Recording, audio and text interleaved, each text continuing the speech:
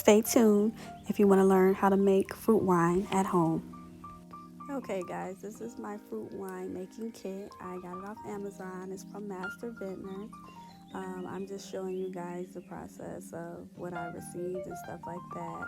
I'll place a link in the bio. So this is the fermentation bucket that was in the package, and it came with a no rinse packet, which is a desanitizing. It sanitizes your products and everything like that. So you have to add it to a gallon of water. So I'm using the fermentation bucket as a source because it's a 2-gallon bucket, and I'm mixing it all up, and then I'm putting it into an empty spray bottle. And I'm just grabbing some stuff from the table, from the kit actually, to sanitize. So this is the fruit that I got from Walmart, and it was like $1 and some change. So I placed all 1 pound. I got a total of 4 bags, so it's a total of 4 pounds of fruit. 3 of the berry mix, which come with strawberries, blackberries, blueberries, raspberries, and I'm just placing them all into this empty fermentation bucket. I am then going to add about a gallon of 1 part sugar and 1 part water mixture to the, and I'm going to right now I'm just actually just trying to get the sugar or the juices out of the fruit. So I'm lightly, firmly just pressing down on it. It is still firm because it's still a little bit frozen because I did get it out the freezer, but I did thaw it out some. So I'm just using this. It's getting the juice out. I'm just pushing down lightly.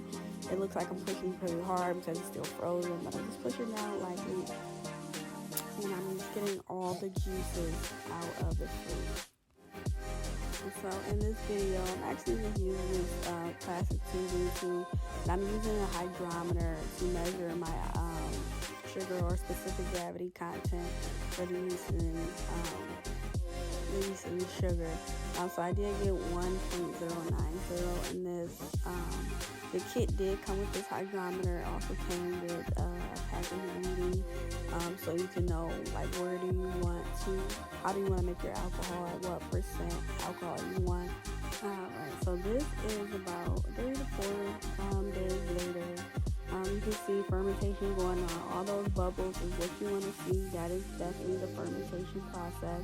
So don't be alarmed when you're looking all crazy and mushy and bubbly like that. That is a good sign. Due to the video, I wish you guys can hear it. There is like a sizzling, like a pop, sizzling noise that's going on, and that's fermentation, where it's breathing out carbon dioxide and it's peeing out alcohol. That's the process you want.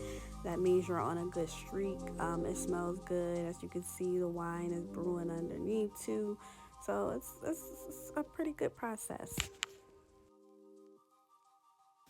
So this is about 7-8 days later. I end up racking it and putting it in this carboy. The wine is starting to clear up. I didn't have the video of it being so cloudy, but it is starting to clear up. But as you can see, there is some little pieces of berry stuff at the top, and as you can see at the bottom, there is a lot of sediment, which is mostly dead yeast and sugar and things like that.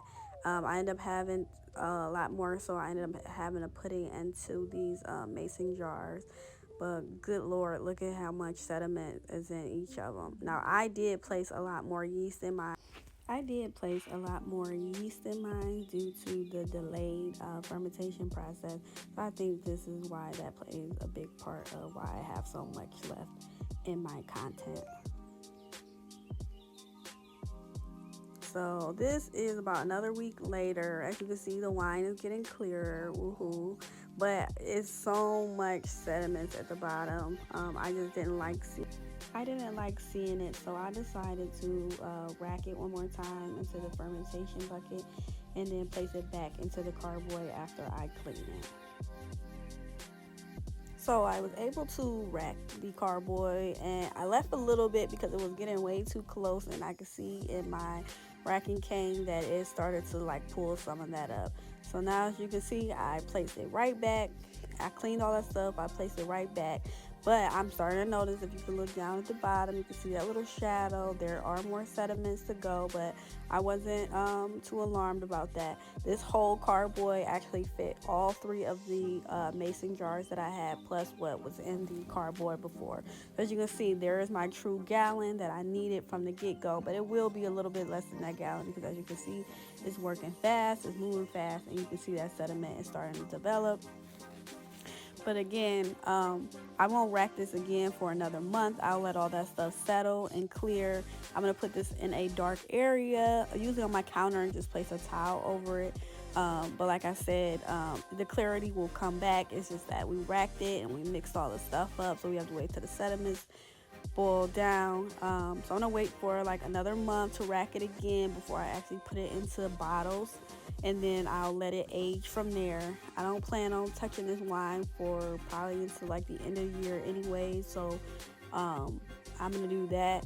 I also will be making another video on making. I have a peach wine and a pineapple wine that I want to make. I think that'll be pretty cool. It's lighter, it's clear. So if you guys are interested in making fruit wine, please like and subscribe, and I'll see you in a month.